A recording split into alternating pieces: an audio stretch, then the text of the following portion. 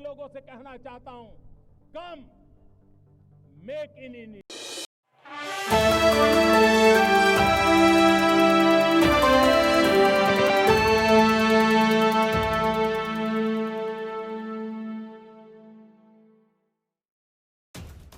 America में राष्ट्रपति चुनाव की सरगर्मियां तेज हैं। राष्ट्रपति पद के लिए दोनों उम्मीदवार डोनाल्ड ट्रंप और कमला हैरिस लगातार रैलियों में एक दूसरे पर निशाना साध रहे हैं। इस बीच रिपब्लिकन उम्मीदवार ट्रंप ने शुक्रवार को पेंसिल्वेनिया में रैली की, जहां एक बार फिर एक शख्स के हंगामे के बाद उनकी सुरक्षा व्यवस्था को लेकर सवाल खड़े हो गए। बता दें कि पिछले महीने पेंसिल्वेनिया में रैली के दौरान ही ट्रंप पर एक शूटर ने हमला कर दिया था। इस हमले में गोली उनके कान को छूकर निकल गई थी और वे बाल बाल बच गए थे। इस घटना के बाद ट्रंप की सुरक्षा को लेकर सवाल खड़े हुए थे। बताया गया है कि पेंसिल्वेनिया के जॉनटाउन में ट्रंप की रैली के दौरान एक शख्स प्रेस एरिया यानी कि मीडिया एरिया में घुस आया था। इस दौरान अमेरिका के पूर्व राष्ट्रपति कुछ मीडिया समूहों को अपने खिलाफ पक्षपाती रवैये के लिए खरी खरी सुना रहे थे।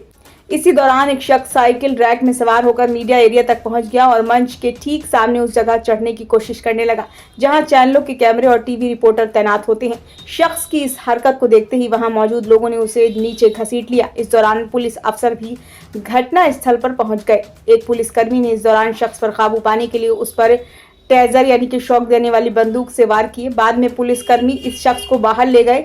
मजेदार बात तो यह है कि इस घटना को ट्रंप ने खुद देखा और कहा, क्या मेरी रैली से अलग कहीं और ज्यादा मजा आ सकता है। इस घटना के ठीक बाद पुलिस ने भीड़ में शामिल एक और व्यक्ति को हिरासत में ले लिया। हालांकि ये साफ नहीं है कि उसे किस वजह से पकड़ा गया है या उसका पहले गिरफ्तार किए गए शख्स से कोई संबंध है। इस घटना के बाद एक बार फिर ट्रंप की सुरक्षा व्यवस्था को लेकर सवाल खड़े हो गए हैं। दरअसल ट्रंप की सुरक्षा के लिए तैनात सीक्रेट सर्विस और पुलिस कर्मियों पर लोगों की जांच के बाद ही उन्हें रैली में शामिल होने की अनुमति से जुड़ी जिम्मेदारी होती है।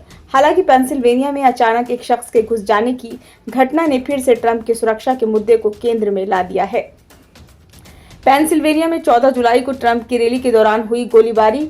इस घटना में एक व्यक्ति की जान गई थी, वहीं 2 अन्य लोग घायल भी हुए थे।